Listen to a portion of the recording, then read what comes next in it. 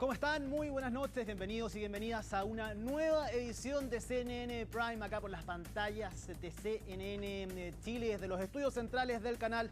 Les damos la más cordial bienvenida este martes 10 de febrero, donde los vamos a estar acompañando con las mejores informaciones que han marcado esta jornada. Partamos inmediatamente revisando cuáles son nuestros titulares. La Unión Demócrata Independiente acusó al presidente Gabriel Boric de tener una obsesión con dicho partido. Todo esto tras las críticas del mandatario a la colectividad por la demora en la tramitación del proyecto de sala cuna universal. Desde el gremialismo dijeron estar disponibles para aprobar la iniciativa, pero agregaron que no se puede legislar a matacaballo. Y un duro informe de la Contraloría sobre cómo los municipios, las delegaciones presidenciales y otros servicios gestionaron la ayuda tras el gran incendio en Valparaíso. Las conclusiones apuntan, por ejemplo, a pagos no acreditados, gastos improcedentes, deficiente control de los recursos e incluso extravío de bienes donados. Vuelven a subir las cuentas de la luz y el motivo esta vez es un saldo pendiente con las distribuidoras. Tras el congelamiento de tarifas que comenzó en el año 2019, las obligaciones llegarían a 734.000 millones de pesos, razón por la que el gobierno propuso un alza en promedio de 1.450 pesos para los clientes regulados y un subsidio para el 40% más vulnerable. Y en temas internacionales se profundiza la crisis en Cuba por la escasez de combustibles. A la cancelación de varios vuelos se suma además el cierre de hoteles y la reducción de servicios médicos. Mientras tanto, crece la incertidumbre respecto de cuánto tiempo más podría durar la situación en la isla. Todo esto y más, aquí comienza CNN Prime.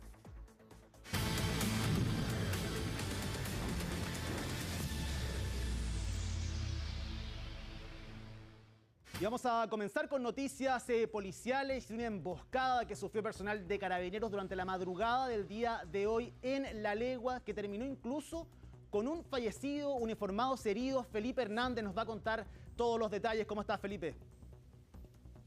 Hola, Ivo, ¿qué tal? Muy buenas noches. Antes de hablar de la situación que ocurrió en La Legua, en la comuna de San Joaquín, te quiero mencionar de una situación que está ocurriendo a esta hora aquí en la comuna de Vitacura, sector oriente de la región metropolitana. Y le voy a pedir a Álvaro Cerruiz que nos pueda mostrar justamente el trabajo que está desarrollando el personal de la Policía de Investigaciones en conjunto con el personal municipal de Vitacura a propósito de las gestiones que se producen a propósito de un robo, un robo propiamente tal que ocurre en este domicilio ubicado aquí en calle Querétaro de la comuna de Vitacura, donde aprovechando que la casa estaba completamente deshabitada, sola, debido a que no se encontraban sus ocupantes, dos sujetos hacen ingreso por saltando la reja principal y comienzan a registrar la casa en su interior. Y estos sujetos incluso hasta se dieron el tiempo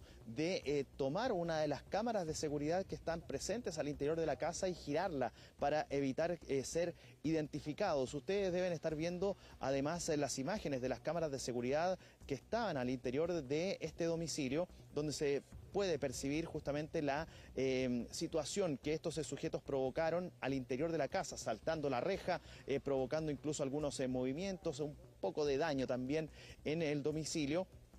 Pero esto fue alertado por parte del sistema de alarmas a la dueña de la casa que no se encontraba en su propiedad. Al momento de ella revisar su teléfono celular, se percata justamente, revisando las cámaras de seguridad, ella observa esta situación al interior de su domicilio y los movimientos que estaban ocurriendo al interior de este. Es ella misma quien, fuera de Santiago, llama a personal municipal, llama a Carabineros también, y de esa manera entonces es que se genera la llegada importante de funcionarios acá hasta este sector. Es así como finalmente estos sujetos, al verse acorralados por el personal municipal y por Carabineros, es que salen de la casa por los techos, saltan hacia la casa colindante atrás y posterior a ello entonces es que vuelven a pasar, pero esta vez a la casa totalmente automáticamente al lado de esta casa, la cual había sido siniestrada minutos antes. Estos sujetos fueron encontrados justamente en la casa vecina cuando los funcionarios municipales logran entonces dar con ellos, incluso recuperando parte de las especies que habían sido sustraídas.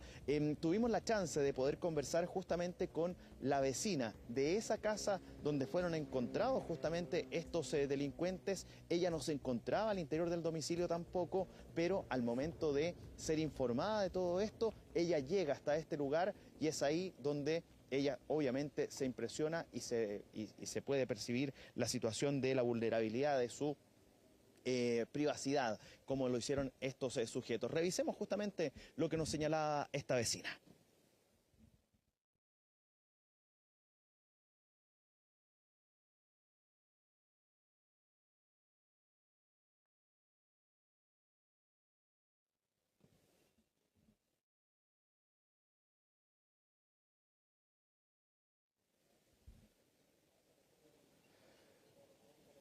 Bien, vamos a revisar más adelante esa declaración. Lo cierto es que la Policía de Investigaciones, luego de la instrucción que entregó el fiscal de flagrancia de la Fiscalía Metropolitana Oriente, bueno, se hizo cargo de esta investigación, pese a que Carabineros tomó a los detenidos, se los llevó hasta la 37 comisaría, fueron entregados justamente a la PDI para que puedan entonces iniciar las labores investigativas. ¿Y por qué lo determina así el Ministerio Público? Porque la Policía de Investigaciones ya manejaba antecedentes respecto de una banda que habría estado realizando robos en este sector, en el sector oriente de la capital, principalmente en las comunas de Las Condes y Vitacura.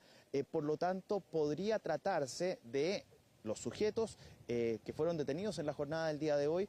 Perfectamente podrían ser parte también de esa organización que estuviera realizando robos principalmente en lugares no habitados.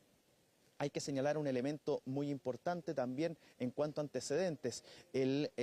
La Policía de Investigaciones entregó un dato muy relevante, y es que estos mismos delincuentes que ingresaron a robar a este domicilio en horas de esta tarde, bueno, también lo habrían hecho en otra casa de este mismo sector de la comuna de Vitacura. Es decir, ya habían hecho un robo anteriormente, antes de realizar el robo aquí en este nuevo domicilio en la calle Querétaro, esta casa esquina que está ubicada en este sector, calle Querétaro con Nazca. Y por lo tanto, esas especies también habrían sido, parte de ellas al menos, habrían sido recuperadas, lo que también ayuda a generar algún tipo de teoría investigativa en torno a esta situación, es que posiblemente estos sujetos hayan llegado acá acompañados de una tercera persona, tal vez movilizándolos, porque estos sujetos, al menos por las cámaras de seguridad, se ven caminando para llegar hasta esta casa, la cual fue vulnerada por parte de ellos y observado todo por parte de la dueña de casa a distancia, digámoslo así, fuera de Santiago. No sé si tenemos ya la posibilidad de poder escuchar las palabras que entregó la Policía de Investigaciones para poder entonces seguir entendiendo más respecto de lo que sucedió en horas de esta tarde aquí en la comuna de Vitacura. Escuchemos a la PDI. El día de hoy, en horas de la tarde, recibimos una alerta de seguridad municipal de Vitacura, en la cual nos daba cuenta que dos sujetos estarían al interior de uno de los domicilios realizando un robo. Esto alertado por los dueños del inmueble que, a través de las cámaras de seguridad de su casa, lograron percatarse de la presencia de estos sujetos al interior de la misma, y estos sujetos, al ver la presencia policial, arrancan hacia unas casas posteriores y luego hacia una casa colindante, en donde finalmente logramos la detención de ambos sujetos. Antes de ingresar a este inmueble, habrían ingresado a otro domicilio del cual también sustrajeron especies, y esas especies las encontramos al interior de este segundo inmueble al cual ellos entraron.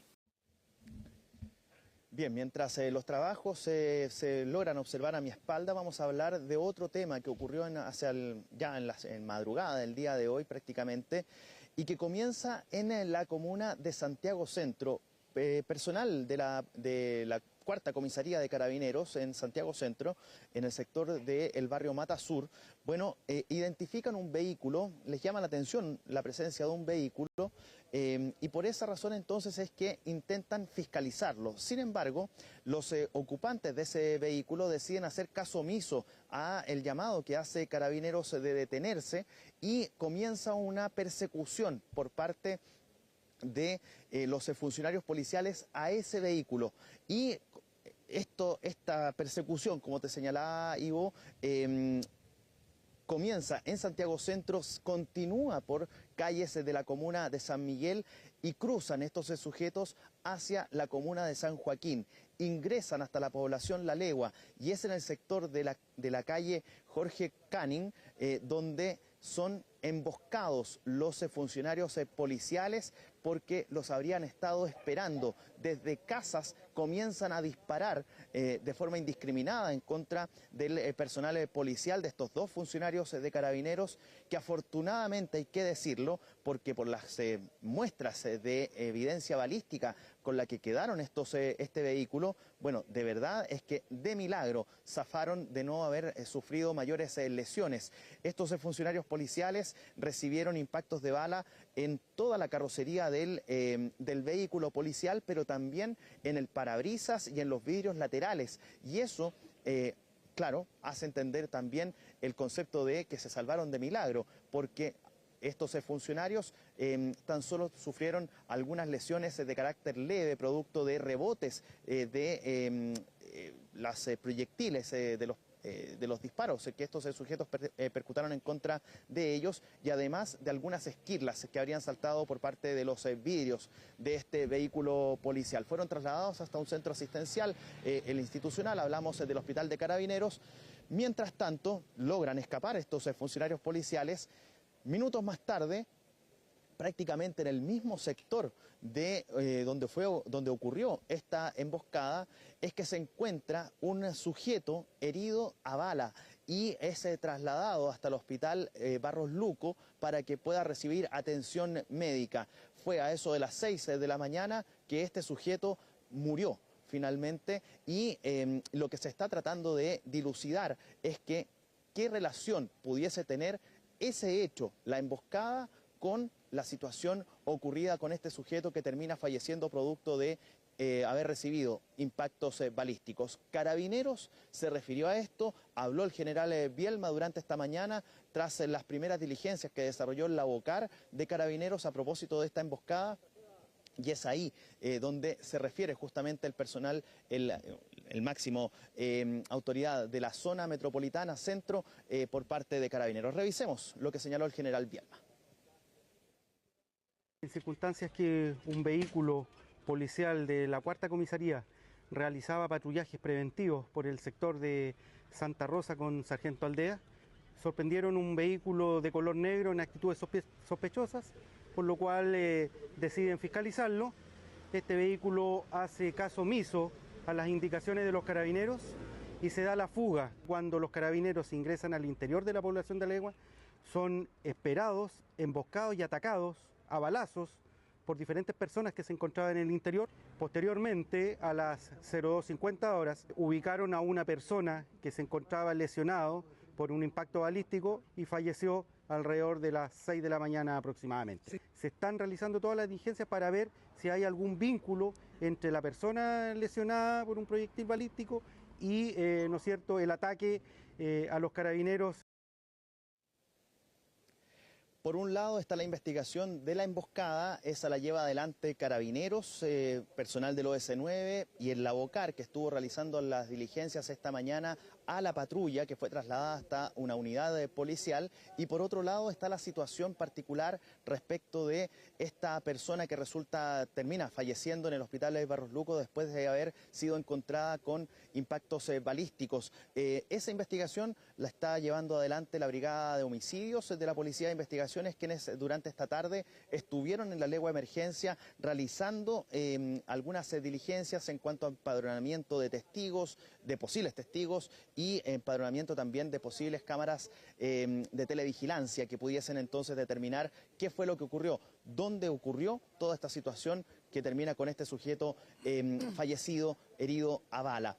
Por otro lado, señalarte, digo, que en el trayecto, y este es un antecedente que también vale la pena recalcar y que tiene que ver con la persecución misma. Durante la persecución no hubo disparos, pero sí los sujetos habrían sacado las armas por las ventanas de este automóvil en el cual se movilizaban, y eso habría generado mayor alerta por parte del personal policial para llegar justamente y tratar de darles alcance. Lo que no esperaban es a que fueran emboscados al interior de la legua de emergencia y en la comuna de San Joaquín. Felipe Hernández, muchísimas gracias por este completo informe. Quedamos atentos a cualquier información desde la comuna de Vitacura. Que estés muy bien. Igualmente, chao, chao. Y ahora nosotros vamos a hablar de la noticia de la jornada posiblemente, porque paradojalmente se encendieron todas las alarmas en los hogares chilenos ante el anuncio de un nuevo aumento en las cuentas de la luz. Queremos saber por qué se produce este aumento, qué significa, cómo se va a pagar, a quiénes va a afectar, y para eso está con nosotros la directora del área futuro de CNN Chile, Paloma Ávila. Muchísimas gracias por haberte quedado el Prime y poder conversar con nosotros y explicarnos esto, porque es algo que afecta efectivamente a todos los chilenos. Amamos la electricidad, por eso nos encanta estar aquí hablando de esto. Bueno, efectivamente, otra vez una mala noticia, otra vez tenemos esta información sobre que vamos a tener que tener un alza en el precio de la luz, pero esto tiene varias dimensiones que son importantes de comprender, porque molesta mucho la noticia, entonces es importante entender por qué lo tenemos que pagar. Y lo primero es que, ¿recuerdas tú aquellos años, que ya parece como la prehistoria, del congelamiento de las tarifas durante el estallido social y posteriormente un segundo proceso de congelamiento de tarifas durante la pandemia? Lo recuerdo. Bueno, ese congelamiento lamentablemente no fue como el juego que hacíamos nosotros de niños, las cosas no quedaron congeladas para siempre, sino que mientras estaban congeladas las tarifas, nosotros estábamos acumulando una deuda. ¿Con quiénes? Con las empresas eléctricas. La deuda que primero conocimos fue la deuda que nosotros acumulamos con las empresas generadoras de energía, que es el volumen más grande de la boleta que pagamos cotidianamente. Alrededor de un 70% de la boleta que pagamos corresponde a la generación. Lo que estamos sabiendo hoy, la deuda que se nos está informando y que tenemos que empezar a pagar en cuotas, es la deuda que adquirimos con las distribuidoras, que es la última parte del proceso de transmisión energética. Finalmente, el que entrega la boleta, el que llega a través del poste que está fuera de tu casa, ese es el que es el 20% si desagregamos la boleta que nos llega a la casa. Exacto.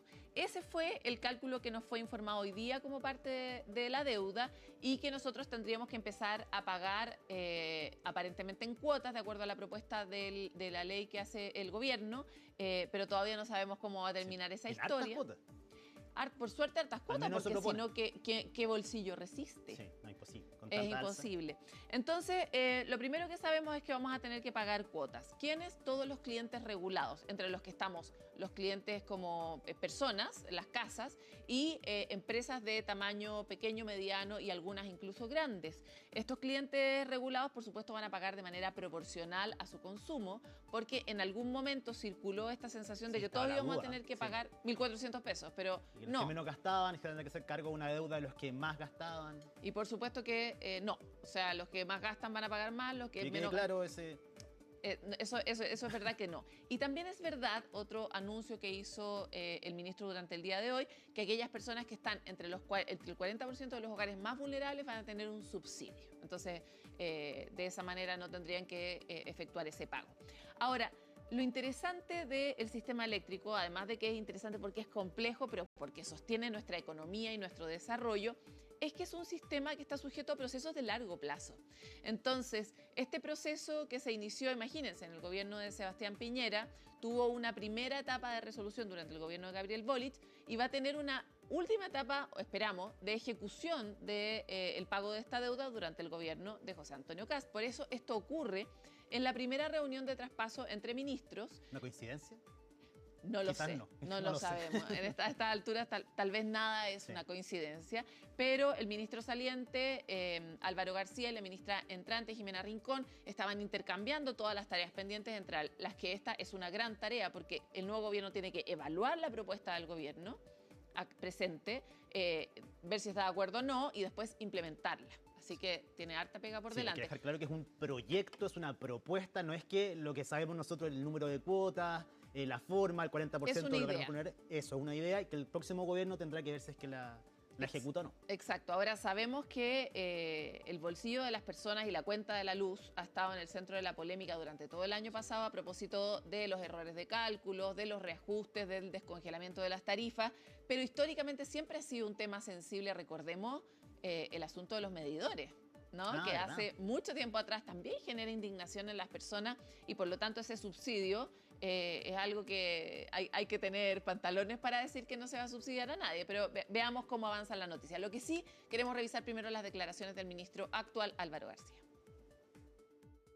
A nuestro juicio, eso se debía complementar a través de un proyecto de ley que establezca un cargo único. Esto significa que todos los chilenos van a pagar lo mismo, por supuesto, dependiendo del nivel de consumo.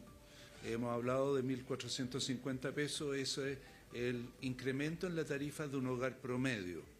Pero claro, los que consumen menos van a pagar menos, los que consumen más van a pagar más. Y además, creemos necesario que proteger al 40% más vulnerable de la población, evitando el incremento de las tarifas para ellos. Ambas cosas requieren un proyecto de ley y por eso es que ha sido objeto de esta reunión de traspaso. Bueno, ahí teníamos una idea más clara de lo que se está proponiendo hoy. La buena noticia es que ya sabemos cuál es el tamaño de la deuda. Yo creo que no hay nada peor que uno sepa que tiene una deuda, pero no sabe cuáles son las dimensiones. Ya sabemos cuáles son las dimensiones. Es harta plata. Son 734.000 millones. Pero es que fue mucho el tiempo del congelamiento. De hecho, en otros especiales de futuro que nosotros nos hemos dedicado mucho al sistema eléctrico, ustedes van a ver que incluso la segunda medida de congelamiento de tarifas fue muy cuestionada en el sector, porque las consecuencias son muy grandes y definitivamente le tiran un problema político y con la ciudadanía a un futuro gobierno que uno no sabe cuál va a ser. Entonces es un regalito un poco envenenado. Y es impopular tener que te toque justo, porque te puede tocar. Es bueno ser el que la congela, no, atroz descongelarla. No. De hecho, se postergó mucho el descongelamiento de las tarifas. Y, bueno, a la que le toca implementar esto y va a tener que ver si es que el proyecto es adecuado y cómo se va a terminar ejecutando, es justamente a la ministra entrante Jimena Rincón. Y ella también hizo unas declaraciones en esa misma línea, como que hay que ver a ver si esta es la mejor propuesta. Nosotros tenemos que revisar esa propuesta y conversarla con los equipos técnicos, con el propio presidente electo, con el ministro de Hacienda, para ver cuál va a ser nuestra posición a partir de ese proyecto de ley que se ha anunciado por parte del gobierno, que aún está en ejercicio y que termina su mandato el 11 de marzo. No tenemos más que decir sobre este tema, salvo que la fijación tarifaria tiene que ser transparente, es algo que yo creo que todas y todos, ustedes, nosotros, deseamos en todo orden de cosas, por cierto también en la cuenta de la luz. Harto tiempo, eso sí, la propuesta que ahora está instalada son 48 cuotas, que si la matemática no nos falla, son 4 años. Lo que en el fondo tira el fin de ese pago para el final del gobierno. Bastante buena noticia desde ese punto de vista, pero se va a traslapar con ciertos momentos en que efectivamente la luz debiera tender a bajar por otras causas, motivos, sí. ¿No? Porque efectivamente en algún momento deberíamos ver los enormes beneficios de tener una producción de energía limpia como la tenemos en Chile, que si tú recuerdas el momento en que se cambiaron las licitaciones para hacer entrar todas estas energías limpias, la decisión, el argumento era: queremos que baje la cuenta de los chilenos y las chilenas. Como ahora vamos a tener energía gratis porque el sol no se paga y porque el aire no se paga, o sea, porque el viento no se paga, entonces nuestra cuenta debiera bajar sí o sí. Lo cierto es que ya han pasado 11 años desde... Sonaba bien. Pero va a sonar bien. Pero no era mentira, sí. Eso era importante. Lo que pasa es que a nosotros nos cuesta como ciudadanos, primero, comprender estos procesos de tan largo plazo y por otro lado, entender lo imbrincado que es el sistema eléctrico. Te quiero contar que, de hecho, nosotros como área de futuro preparamos un especial justo que se llama ¿Por qué no baja la cuenta de la luz? Y la pregunta que nos hicimos fue justamente esta, teniendo este potencial de energía renovable, porque todavía no vemos eso reflejado en nuestra boleta. Sí. E hicimos el ejercicio, por un lado, de explicar la boleta, cómo se calcula, quiénes son los responsables, cómo está compuesto estos porcentajes de los que estábamos hablando nosotros antes, y después decir, ¿y cuándo va a bajar? Y la buena noticia es que igual hay algún nivel de esperanza para todos los que nos encantaría pagar menos por, sí, por este servicio, así que veamos este adelanto. Una promesa incumplida por más de 10 años. A bajar la cuenta de la luz porque sabemos que podemos conseguir lo mismo con rebajas de hasta 30% en la cuenta. Mientras Chile se convierte en la meca de las energías renovables, la promesa de bajar los costos de la luz sigue vigente. ¿Por qué si el sol es gratis, la cuenta de los chilenos y chilenas no baja? Es una metodología bien compleja que define cómo se calcula. Obviamente plantas térmicas en donde es necesario quemar combustible, hay un costo de operación significativamente superior. Son contratos que están a precios muy altos. Estamos pagando a 3.400 megawatts diésel potencia todos los meses que no se requieren. Las razones que explican el costo para las personas y la chispa de esperanza al final del túnel en un nuevo especial de Futuro 360. Cómo bajar la boleta y prender la luz de las oportunidades para Chile. Siempre por las pantallas de CNN Chile. Es bien interesante eso que planteamos al final en esta propuesta, que es que de verdad cuando la luz baja surgen nuevas oportunidades, porque muchas veces representa una dimensión muy importante de los nuevos emprendimientos, sobre todo en un país como Chile, que tiene tantos entusiasmos tecnológicos y que es un heavy user en materia de tecnología. Este tipo de cosas puede cambiarle la cara. Me queda una pregunta. Cuéntame.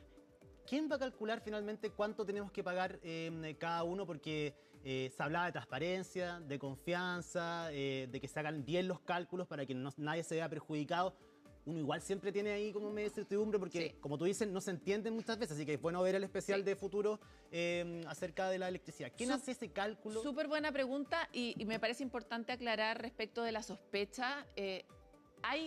En nuestro sistema eléctrico hay una muy buena garantía en la institucionalidad respecto de la calidad técnica de nuestras instituciones, tanto la SEC como el coordinador eléctrico. Muchos de esos órganos, de hecho, no se renuevan con cada gobierno, o sea, no son órganos políticos, son órganos técnicos y su diseño está pensado para que uno pueda confiar en que los cálculos que se están haciendo, en que las instrucciones que se están planteando son por el bien del sistema eléctrico en general y velando porque nosotros paguemos menos y porque el sistema sea seguro. Como dicho eso, la instrucción de reliquidación de la deuda la da la SEC, que es la que está encargada en general de la fiscalización. Pero el cálculo lo hace la Comisión Nacional de Energía, la CNE, que es otro órgano técnico que se dedica específicamente a eso. Y me parece importante decirlo también de una manera reivindicatoria a propósito de los escándalos del año pasado, porque no todo funciona mal en Chile. Y nuestro sistema eléctrico es un sistema que ha sido pionero. Fue el primer sistema que se separó y que funcionó de manera privada en el mundo. Nuestro modelo ha sido seguido por muchos y hemos generado muchas innovaciones porque además somos pioneros en el desarrollo de energías renovables. Entonces, hay muchos países que nos están mirando. Y lo que pasó el año pasado con la SEC, si bien son errores que no deberían ocurrir, anda a hacer el cálculo. Es un cálculo muy difícil, que es difícil de auditar también.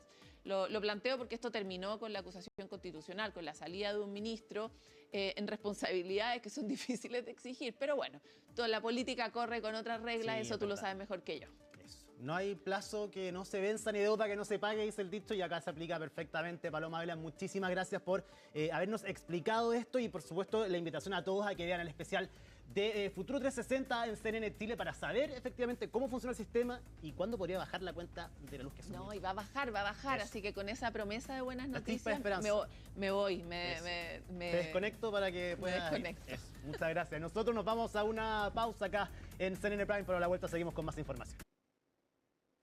Estamos de vuelta en CNN Prime para hablaros de uno de los temas que les mostrábamos en titulares, porque durante el día de hoy miembros de la UDI respondieron al presidente Gabriel Boric tras el emplazamiento que hizo ayer por la tramitación del proyecto de sala cuna universal. Una tensión que va en aumento y de la que nos va a informar acá en el estudio Colomba Eichholz. ¿Cómo estás? Muy buenas noches. Muy buenas noches, Ivo. Efectivamente, una declaración bastante tajante y dura en contra de la UDI que hizo el presidente Gabriel Boric ayer en el Palacio de la Moneda en el marco de la promulgación de la ley que crea el Sistema Nacional de Apoyos y Cuidados, donde una vez más se refirió a la necesidad de avanzar en el proyecto de sala cuna universal. No es primera vez que lo hace, de hecho lo había hecho hace un par de semanas en la inauguración de Congreso Futuro y luego en la reunión que sostuvo, una reunión privada con el presidente electo José Antonio Kast, donde miraba y decía el presidente Gabriel Boric podría haber un acuerdo transversal para despachar este proyecto de ley de sala cuna universal. Pero fue el mismo José Antonio Kast que le puso un pare en el Palacio de la Moneda. Y en el mismo Congreso Futuro. Y no, en el Congreso Futuro se abrió. Más en el Palacio de la Moneda dijo, ojo, yo primero tengo que revisar los números, ver con cuánta plata tengo, y es mejor no apurar ciertas discusiones, dijo, y hacerlas bien. Lo dijo por eso y por el FES.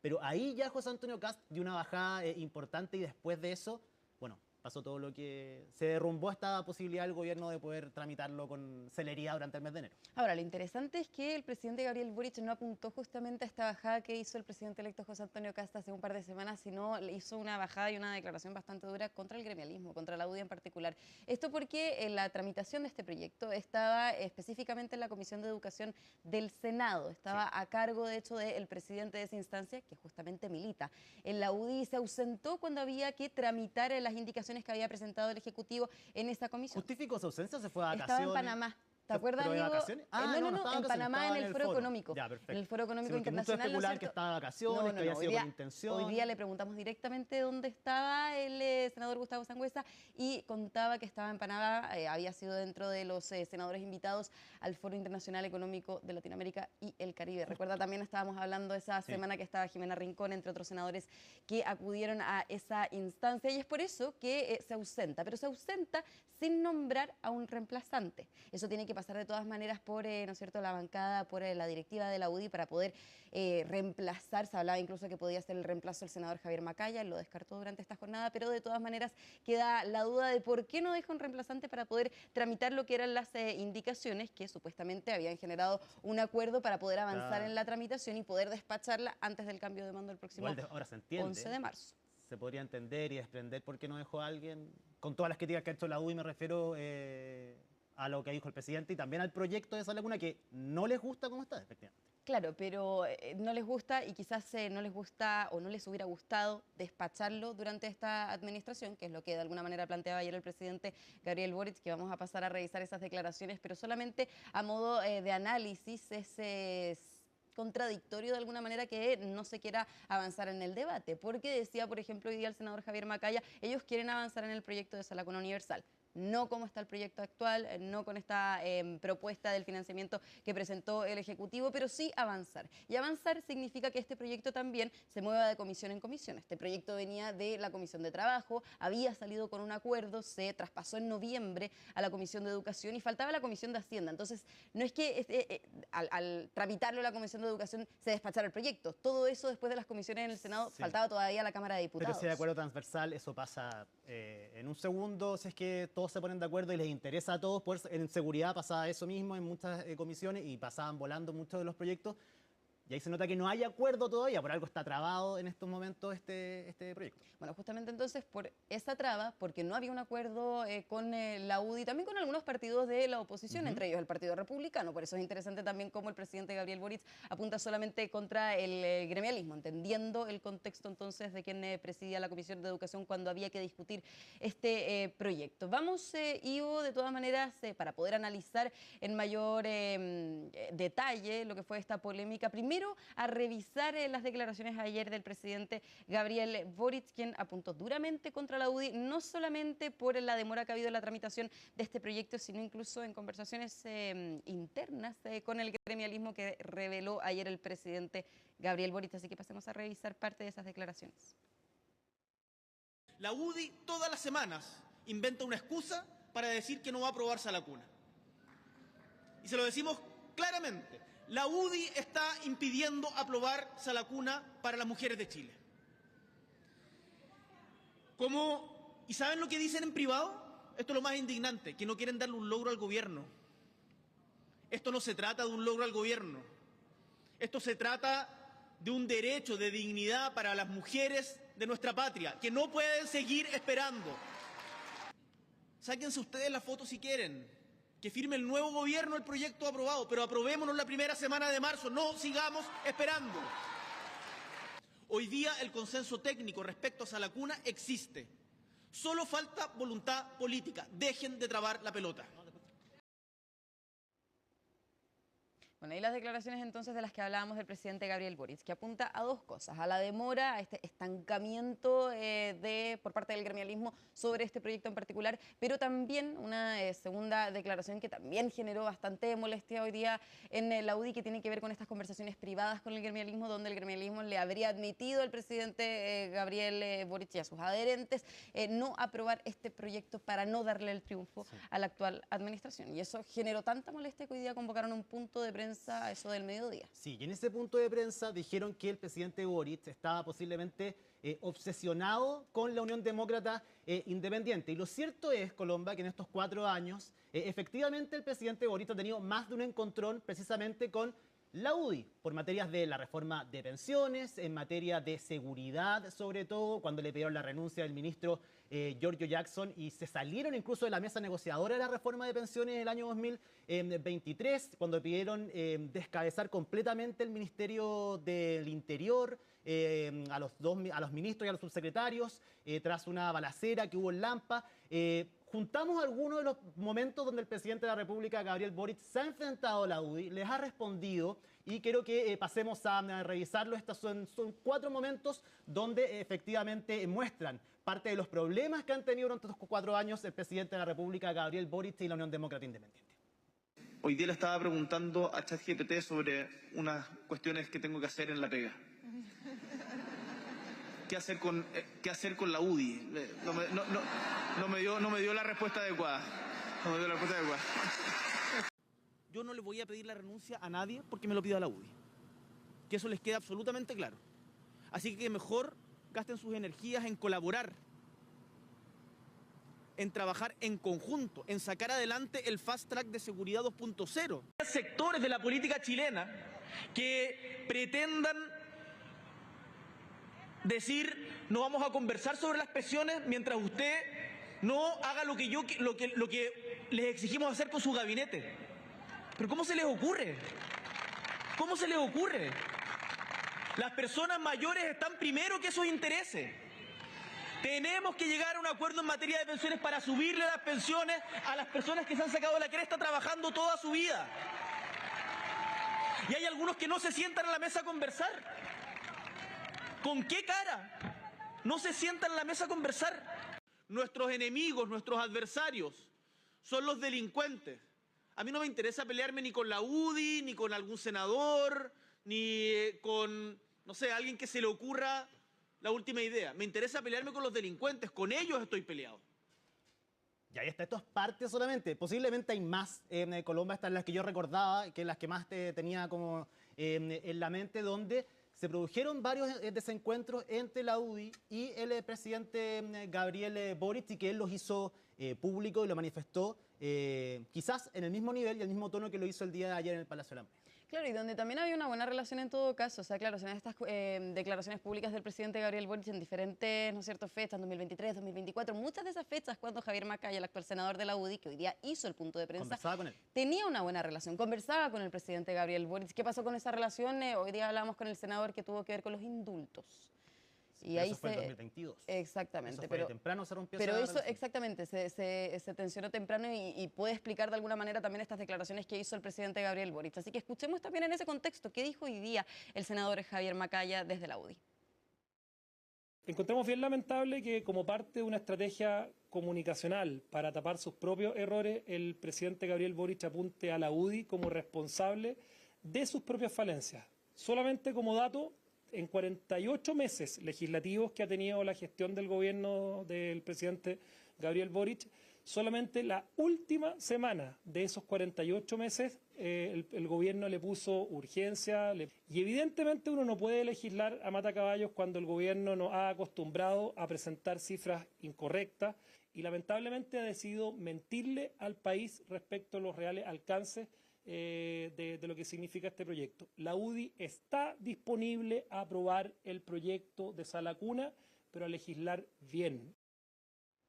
Bueno, y de hecho las expectativas del senador Javier Macaya cuando le consultamos si ve la posibilidad de poder aprobar este proyecto este año, decía que no antes del cambio de mando, pero sí probablemente en el primer trimestre del 2026, así que vamos a ver si es que hay modificaciones, si es que hay un avance en la ley de sala cuna universal. Todo esto, Ivo, en una discusión que no solamente se dio entre el gobierno y la UDI, sino también entre el gobierno y la oficina del presidente electo. Esto porque la semana pasada, y también lo habíamos conversado en el marco de la gira internacional por Europa, el presidente electo José Antonio Kast participó en Bruselas, en un foro de conservadores, de figuras políticas también europeas, donde retomó este discurso de la batalla cultural, exactamente, donde retomó este discurso de la batalla cultural, hablaba de y criticaba las consignas de la izquierda de los extremismos, de los ismos, del extremismo del feminismo, del medioambientalismo, entre otros ejemplos que entregó el presidente electo, que de alguna manera se acercó a quien conocimos durante 2 campañas presidenciales previo a la del año pasado,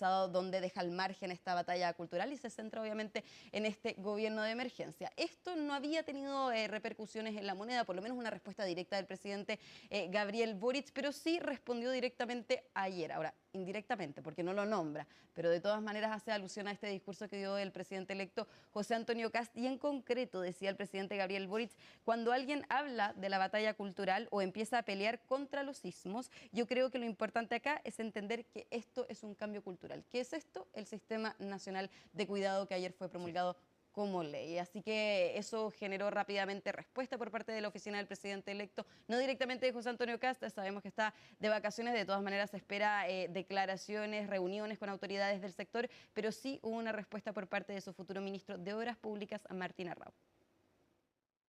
Mire, esos temas los responderán las personas encargadas de eso. Yo lo único que le puedo decir es que también una batalla cultural es estar trabajando antes de asumir, llegar temprano a la oficina, en nuestro caso estar trabajando en regiones, viendo las obras que hay que hacer, conversando con los vecinos, y ahí desde la obra pública aportamos a esa batalla cultural de la responsabilidad de llegar a la hora y de hacer la pega como corresponde.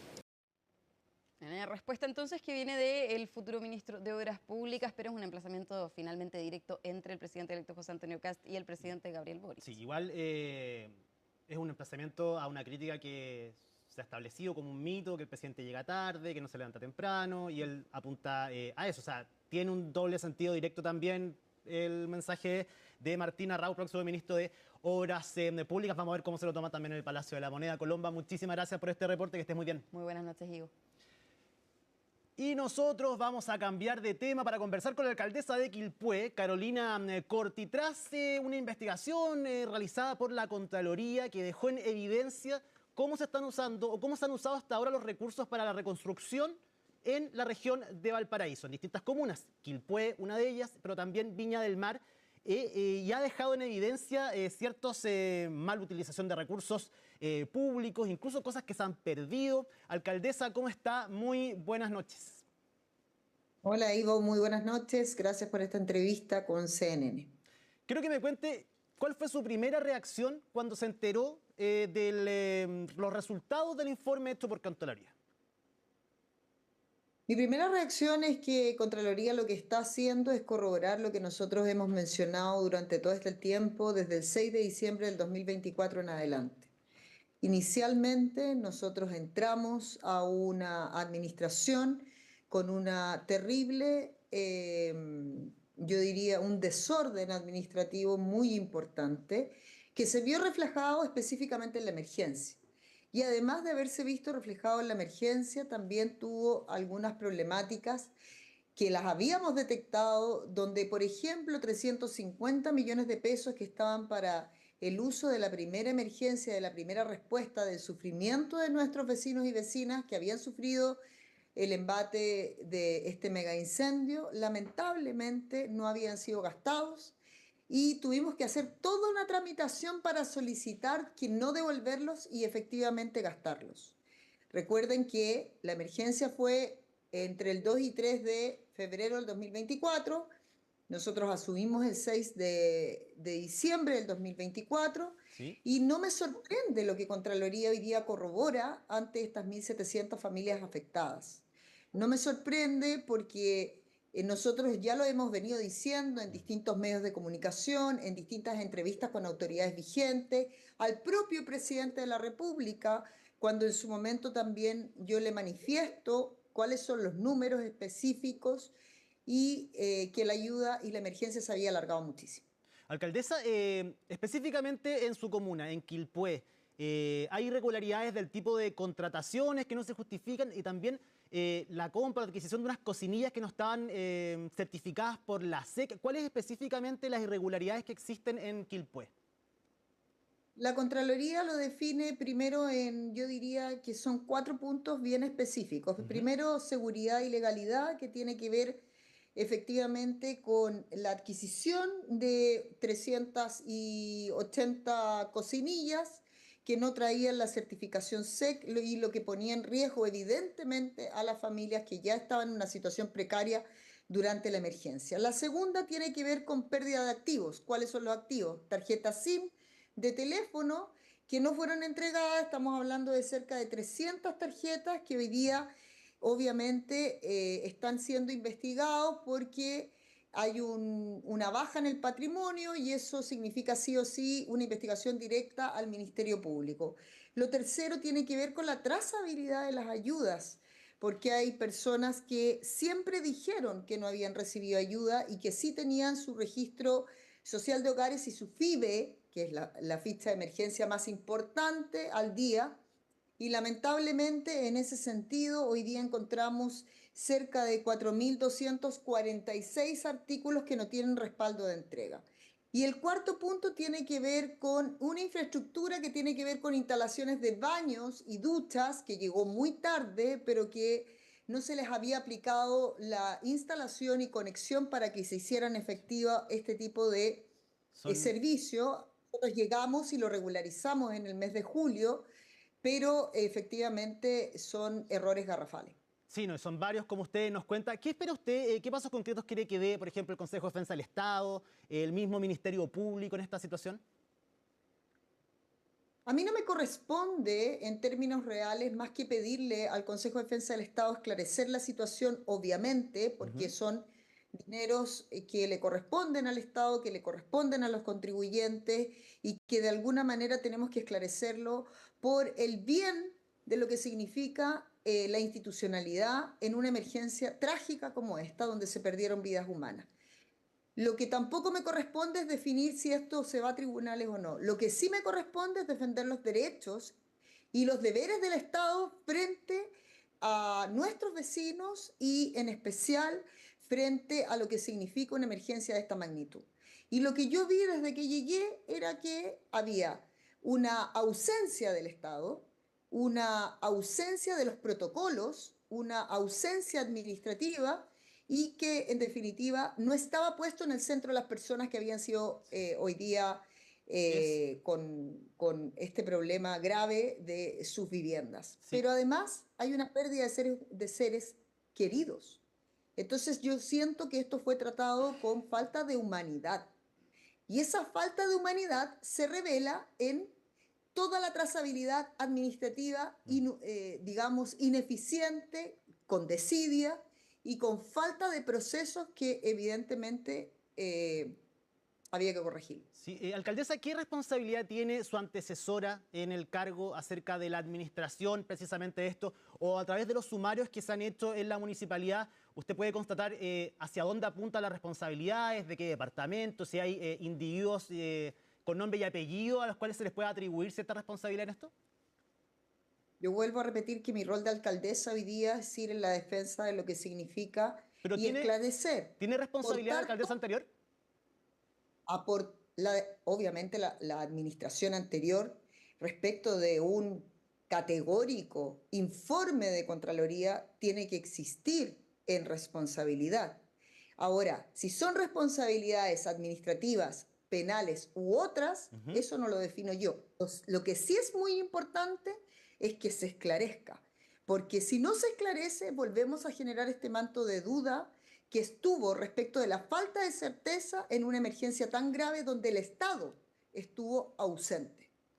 Sí, bueno, ya que estamos hablando de personas que murieron, personas que lo perdieron todo también, yo entiendo lo que usted dice, la desesperación que hay por parte de estas familias que deben estar también muy indignados a través de cuando tomaron conocimiento de este informe. De la reconstrucción misma, alcaldesa, ¿cuál cree usted que ha sido el principal obstáculo para que se pueda realizar con mayor celeridad, de buena forma?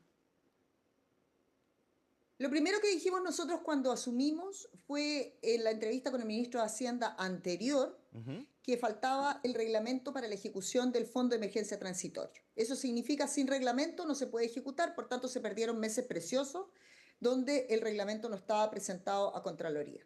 El segundo, y no menor, es respecto de la Ley General de Urbanismo y Construcción. La ordenanza, en particular de los numerales 7 y 8, que flexibiliza o que debiera flexibilizar el tema de la reconstrucción, nunca fue tomada en cuenta tal cual como nosotros observamos. ¿Qué es lo que hacen estos numerales? Estos numerales lo que hacen es, vuelvo a repetir, flexibilizar la norma de construcción en una situación tan grave como esta y cuando el Estado llega tarde con asistencia técnica. ¿Qué pasó en muchos sectores de Pompeya, en muchos sectores de la población argentina, en muchos sectores de Canal Chacao? La gente se autoconstruyó para no vivir un invierno, pero sin asistencia técnica porque el Estado no llegó a tiempo. Por tanto, ¿qué tenemos que hacer nosotros? Hacer la norma y hacerla efectiva como si fuera una construcción de cualquier casa, o es hacerla efectiva en una situación de emergencia donde se afectaron más de 1.700 familias y efectivamente debes flexibilizar la norma cuando el Estado no está presente. Eso habría solucionado los temas de autoconstrucción que hicieron empobrecer a familias completas de clase media y de clase muy esforzada porque se endeudaron con sus familiares. Eso habría bajado la intensidad de muchas de las familias que solas asumieron su responsabilidad sabiendo que el Estado no las estaba acompañando. ¿Ha tenido reuniones o ha podido conversar con las futuras autoridades? Vimos que el futuro ministro de Vivienda, Iván Poduje, estuvo en la región de Valparaíso visitando algunas de las comunas. ¿Ha tenido usted algún tipo de respuesta por parte de ellos acerca de cómo van a ejecutar o cómo van a tomar este plan de reconstrucción y qué espera también del futuro gobierno en esa materia? Bueno, esperanza tengo, porque usted comprenderá que después de haber luchado durante todo un año con las distintas autoridades, que lo único que hacían era descalificarme cuando yo presentaba algún argumento técnico, hoy día tengo esperanza de que me escuchen. Pero ya han habido acercamientos con el ministro de Vivienda y Urbanismo, Iván Poduje, donde le hicimos una presentación completa de lo que significaban las tres problemáticas más grandes. El primero, lo que yo le mencionaba respecto de la ordenanza de urbanismo y construcción, los numerales 6 y 7. Lo segundo, en relación al estudio que ya hicimos y costeamos nosotros en remoción en masa para que Serna Geomil nos pudiera certificar que la cantidad de familias que se veían afectadas anteriormente se reducía a bastante menos y pudiéramos entregarle ayuda a esas personas. Y lo tercero, que también le manifestamos, tiene que ver con el déficit habitacional, porque hoy día no solo tenemos la emergencia habitacional, sino también tenemos el déficit de Quilpué, que no ha comprado terrenos hace muchísimos años, por tanto tenemos un problema también de personas que hoy día se encuentran sin vivienda. ¿Cómo mezclamos estas dos problemáticas y hacemos que las soluciones vengan de manera integral? Es lo que hemos planificado con el nuevo ministro y también con el presidente, que ha tenido la generosidad de poder recibirme y escuchar mi versión respecto de la reconstrucción en Quilpué. ¿Se habló de plazos y cuánta gente está afectada todavía en su comuna que necesite con celeridad, con rapidez, no volver a pasar otro invierno en malas condiciones? Nosotros hablamos de plazo y de hecho lo dijo el mismo ministro en varias entrevistas, entre 15 y 18 meses para darle la mayor celeridad posible a la reconstrucción que está en deuda ya en 24 meses, porque ahí es donde tenemos el problema, ¿cierto? Y por otro lado, respecto de cuánto nos queda, hoy día nos queda bastante, yo diría que tenemos cerca de un 30 y algo % avanzado. No olvidemos que Leonardo Farcas, Desafío Levantemos Chile, quien trabajó con nosotros, logró sacar adelante algunas viviendas en Canal Chacao, que fue una ayuda demasiado importante para empezar a generar esta activación natural por parte de los organismos que están también especializados. Hay que reconocer que este gobierno no quiso acudir a ese tipo de ayudas que era muy importante para la premura del tiempo que necesitábamos reconstruir. Alcaldesa, solo lo último para terminar esta entrevista. ¿Usted teme que se vea perjudicada la imagen del municipio?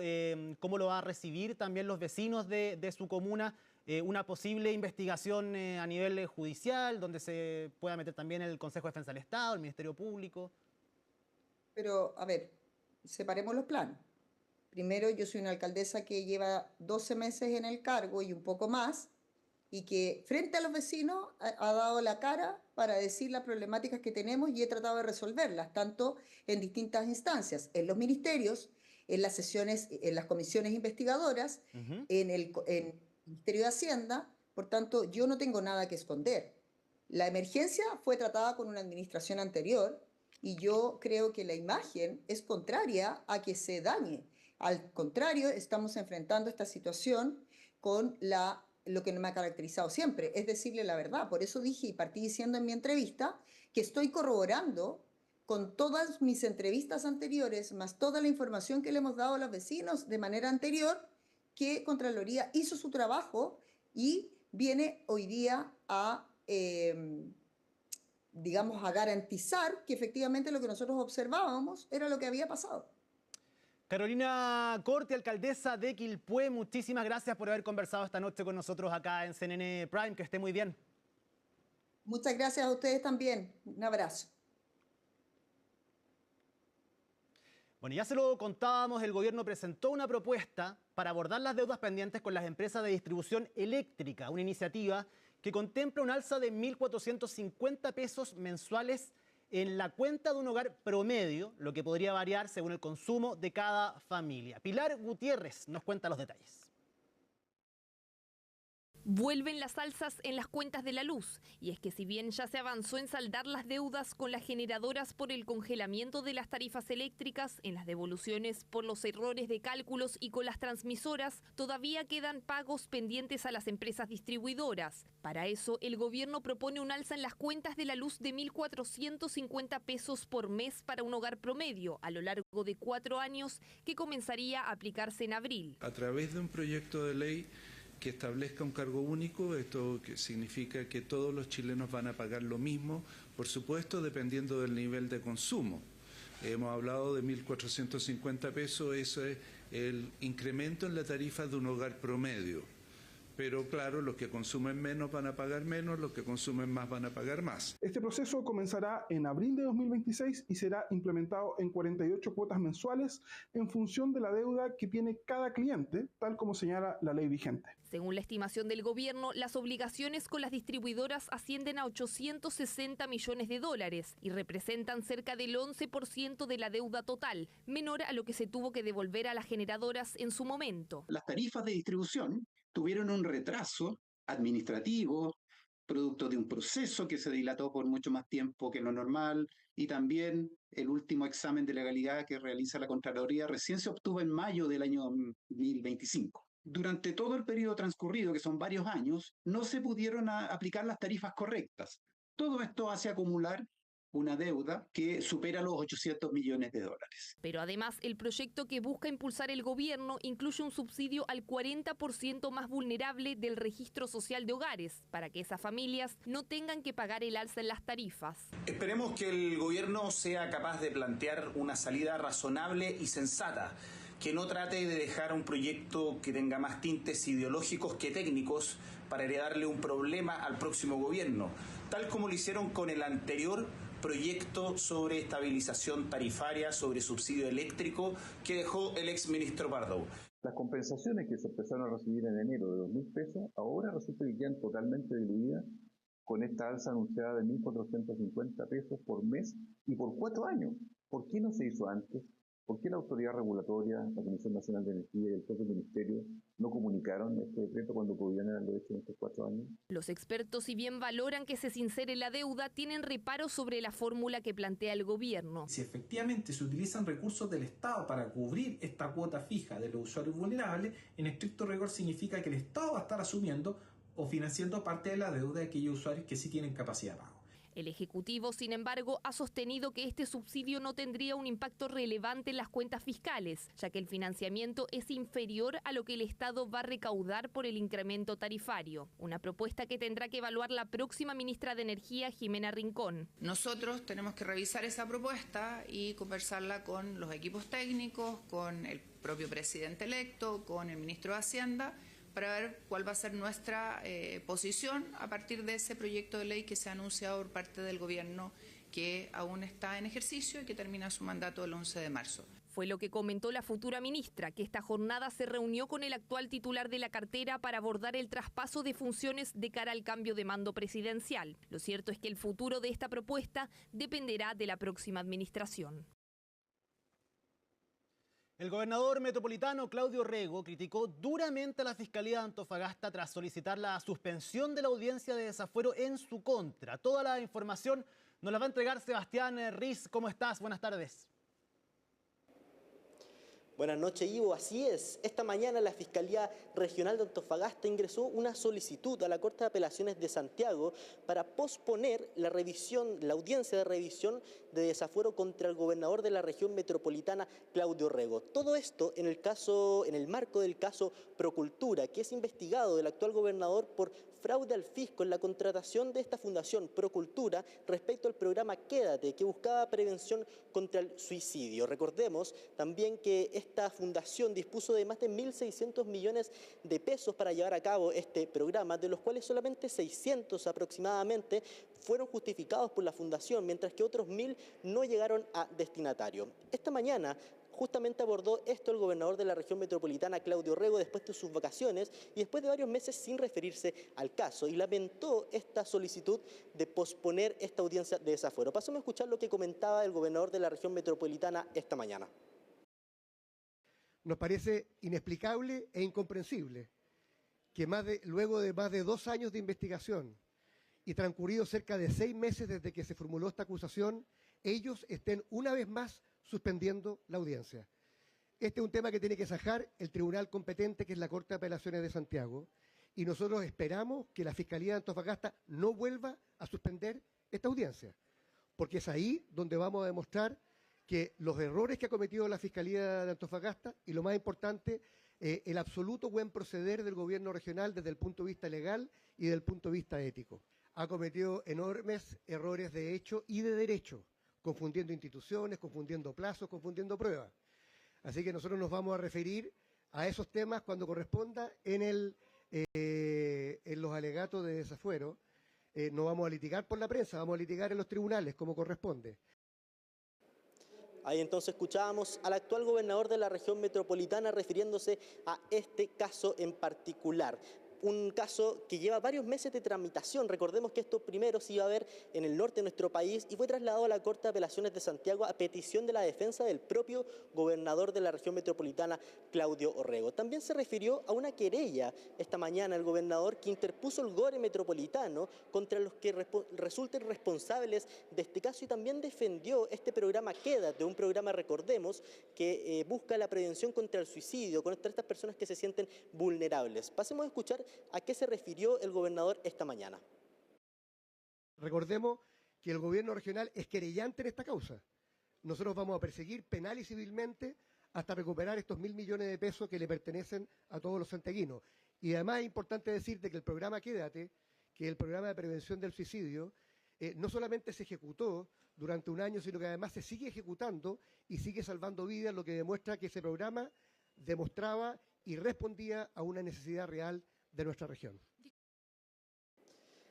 Ahí entonces escuchábamos al actual gobernador de la región metropolitana respecto a esta solicitud que realizó la Fiscalía Regional de Antofagasta para aplazar la solicitud de desafuero en su contra, la audiencia que iba a revisar esta solicitud de desafuero en su contra. De esto se refirió también el fiscal a cargo de esta causa durante esta tarde y reafirmó la convicción de la Fiscalía respecto a los delitos que investigan a Claudio Orrego. Recordemos que es investigado por fraude al fisco respecto a esta contratación del programa Quédate, que busca la prevención contra el suicidio y que dispuso más de 1.600 millones de pesos de parte de la gobernación metropolitana. Entonces pasemos a escuchar lo que se refirió esta tarde el fiscal a cargo y también uno de los abogados querellantes en el caso.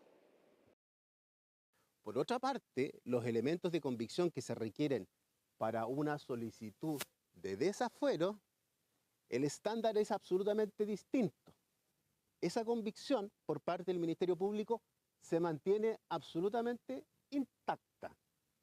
Y por eso que vamos a seguir, porque tenemos que hacerlo, porque hicimos nosotros una solicitud de desafuero en base a antecedentes que ya teníamos a la fecha y que siguen teniendo esa vigencia.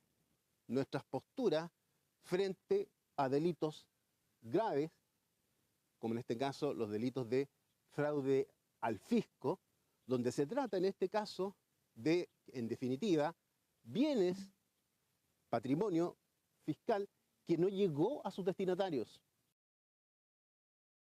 Estamos de acuerdo con la solicitud de la Fiscalía, sobre todo en atención a que se encuentra pendiente el conocimiento de la apelación de la resolución del séptimo juzgado de garantía, apelación que presentó tanto la Fiscalía, el Consejo de Defensa del Estado como esta parte querellante, de manera que entendemos que es importante que se vea primero la apelación de esa resolución para conocer el desafuero. Ahora, evidentemente esta es una solicitud de suspensión que solamente es por la vista de la causa de esta semana, toda vez que la causa queda radicada en el tribunal, en la Corte de Apelaciones de Santiago, en el pleno de la Corte de Apelaciones de Santiago, por tanto debe verse la próxima semana.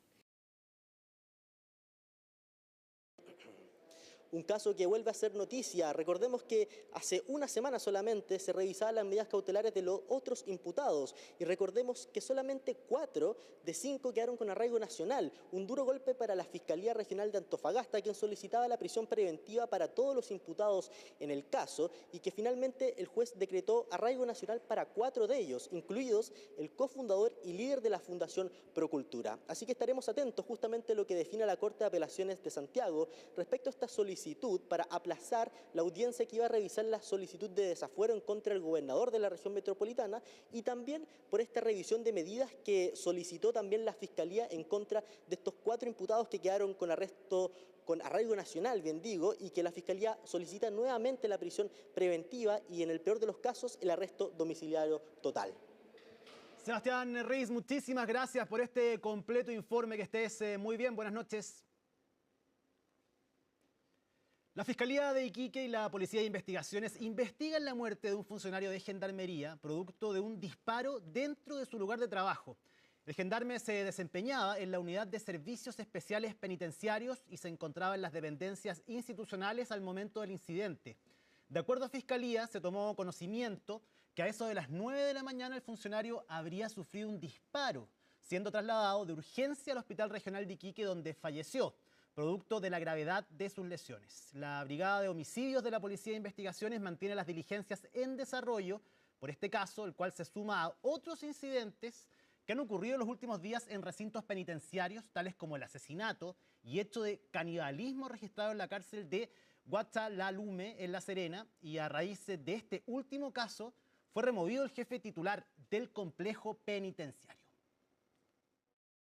Él se desempeñaba como encargado de la sala de armas, estaba entrando al servicio y estaban en pleno proceso de traspaso de la información y del turno con el funcionario saliente, y bajo circunstancias que en específico se desconocen, se habría producido un disparo que impactó lamentablemente en nuestro funcionario, resultando con lesiones gravísimas que desencadenaron durante los minutos siguientes y pese a haber sido derivado al hospital exterior en su deceso. No tiene vinculación con hechos estrictamente carcelarios. Hay un testigo, es el funcionario que le estaba entregando el servicio. Si fue accidental o él cumplió con el objetivo porque lo tenía así planificado, no es algo que yo pueda señalar en este minuto por respeto a la investigación.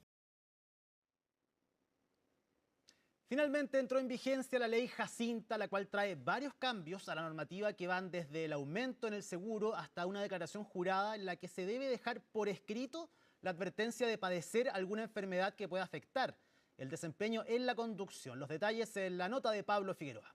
Finalmente, 40 meses después del siniestro vial que le costó la vida a una menor de 5 meses, se promulgó la ley Jacinta, que trae varios cambios y entre ellos el primero es una declaración jurada para quienes vayan a renovar sus permisos de circulación. Exige, ¿verdad?, que las personas que van a solicitar su licencia de conducir tengan que hacer una declaración jurada en que declaran no tener alguna enfermedad inhabilitante para poder conducir.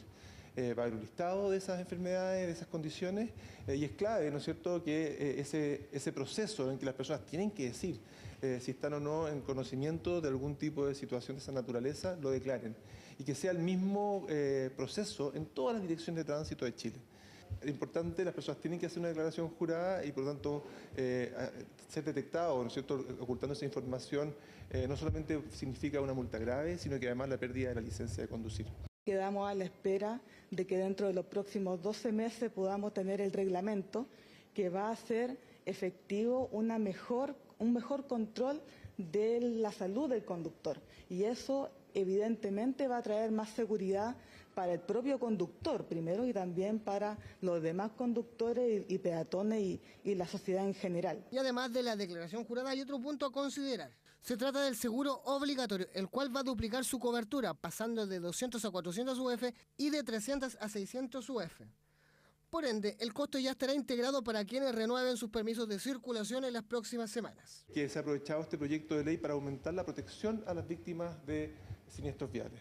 Las coberturas de los seguros obligatorios se dobla, llegando hasta un máximo de 600 UF en caso de fallecimiento, en caso de lesiones graves que sean inhabilitantes, totales, parciales. Las coberturas se doblan. En caso de fallecimiento de hijo por accidente de tránsito, se aumentó el fuero laboral a 30 días desde que ocurre este lamentable acontecimiento. Hay una falta de servicio al Estado. Esto va a retrasar todo el proceso de obtención del permiso de circulación, que era una actividad que ya la teníamos más o menos incorporada. Pero además hay una reglamentación para quienes transiten a través de vehículos de 2 ruedas motorizados, es decir, las motocicletas. Se aprovechó la oportunidad para poder determinar que los niños que van a circular en una motocicleta tienen que tener, por supuesto, casco y tienen que tener una edad mínima de 12 años y sus pies tienen que ir apoyados en el pisapié. Si un niño no alcanza a llegar, entonces no está permitido que ese niño pueda realmente circular en una motocicleta porque constituye un peligro para él o para ella. Son varios cambios por una reglamentación que está vigente y que está a la espera de un reglamento, el cual va a salir en los próximos 12 meses para tener una lista definitiva con las patologías que van a privar a muchos de renovar su licencia de conducir. Muy buenas noches, comenzamos la revisión de las noticias internacionales en Conexión Global y vamos a partir en Cuba porque ya se sienten los efectos del desabastecimiento en la isla, desabastecimiento de combustible después de que Estados Unidos cortara el suministro de petróleo venezolano a la isla y también después de que México dejara de venderle petróleo por la amenaza de Donald Trump de aplicar aranceles a todos los países que le envíen crudo entonces a la isla. Y a raíz de esto entonces ya se ve que hay menos autos en las calles, en los hospitales las cirugías se están posponiendo, mientras que los hoteles se están cerrando y se está reubicando a los turistas. Y no solo se está afectando entonces la vida cotidiana de los cubanos y también de los turistas, sino que además pasajeros que están intentando viajar desde el exterior hacia Cuba están enfrentando incertidumbre de parte de las aerolíneas porque no les están garantizando que puedan regresar a su país de origen. Esto porque no hay combustible en la isla para cargar los aviones. CNN pudo conversar con pasajeros cubanos que van desde España hacia Cuba y esto fue lo que les dijeron. No nos garantizan el regreso y no sabemos ahora qué vamos a hacer. Pues si no garantizan el regreso, pues no nos vamos a quedar allá. Estoy preparada pues para lo que sea, porque la verdad es que si hay que hacer la escala, se hace. El tema es que llegar aquí de nuevo, eso sí, quedarme allá, nada. El de regreso me han dicho que pueden, si hay problemas, 2 o 3 días de atraso, pero que tampoco me preocupa. Vamos ahora a Estados Unidos. Estamos siguiendo de cerca la desaparición de esta mujer de 84 años, Nancy Guthrie, que desapareció en su casa en Arizona. Ella es madre de una presentadora de televisión estadounidense. Desapareció hace una semana, 10 días han pasado y no hay rastros de ella, pero se está investigando un presunto secuestro y hoy el FBI liberó las imágenes de la cámara de seguridad de la casa de esta mujer de 82 años, donde en estos videos se puede ver a un hombre enmascarado que intenta sacar la cámara de seguridad y finalmente logra desconectarla, y es lo último que se sabe entonces antes de la desaparición entonces de esta mujer de su casa en Arizona. Tenemos un informe desde el lugar con Iván Rodríguez con los últimos detalles entonces de su búsqueda. Después de 10 días tenemos las primeras imágenes que muestran a una persona caminando hacia la casa de Nancy Guthrie. Se ve una persona caminando y tiene puesta una máscara, también tiene guantes, lo que parece ser una pistola enfrente de su persona. Y estas son las imágenes que captaron antes de que fuera desactivada esa cámara del timbre. En videos también muestran a esta persona que parece alejarse un poco de esa puerta de entrada de la casa de Nancy y va y recoge de enfrente del patio lo que parece ser unos yuyos y luego regresa hacia esa puerta y empieza a tratar de bloquear su imagen en esa cámara. Para investigadores esto puede ser inmenso, lo que podría ayudar también para la investigación. Ya hemos escuchado de Savannah Guthrie en los últimos días y también de investigadores que han pedido la ayuda del público para poder encontrar a alguien, y ahora que tenemos estas imágenes puede ser algo masivo para la investigación. En Catalina Foothills, Arizona, Iván Rodríguez. Hasta ahora no hay ningún sospechoso de su desaparición y además también se han registrado notas de supuestos rescates, pero no hay ninguna prueba de vida de esta mujer. Nos vamos ahora a México, donde hace 2 semanas 10 mineros de una empresa canadiense fueron secuestrados por un grupo armado de la zona.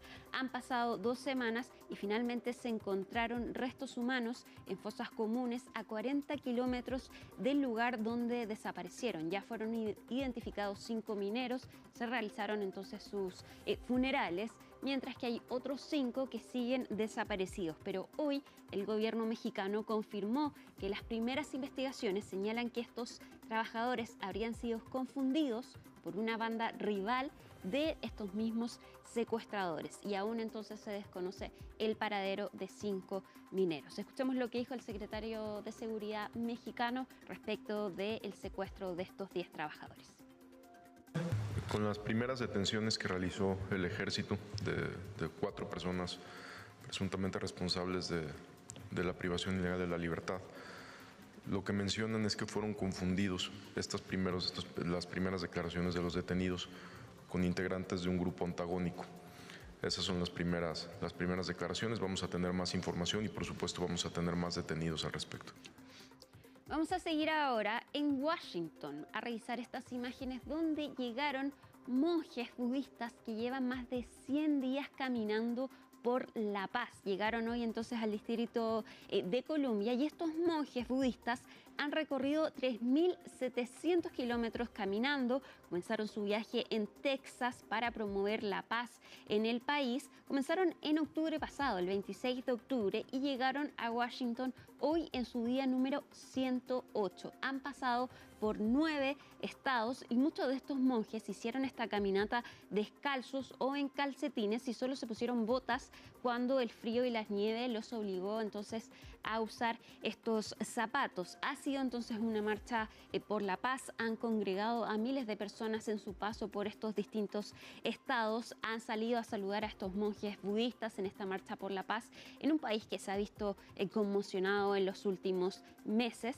Pero no ha sido una marcha exenta de problemas, porque de hecho hubo un accidente en medio de esta caminata, en medio de esta peregrinación, donde un camión atropelló al auto que escoltaba a estos monjes y de hecho 2 resultaron heridos y 1 se le debió amputar la pierna. De todas formas, estos monjes continuaron con esta marcha por la paz que cumplieron en 108 días.